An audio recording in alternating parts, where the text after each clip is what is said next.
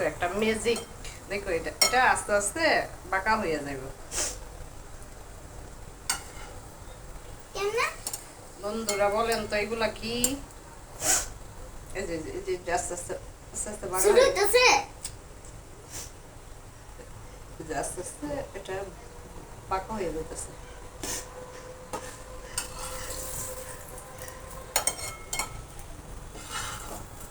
এটা কি বাজার বলেন তো, কে কে বলতে পারবেন?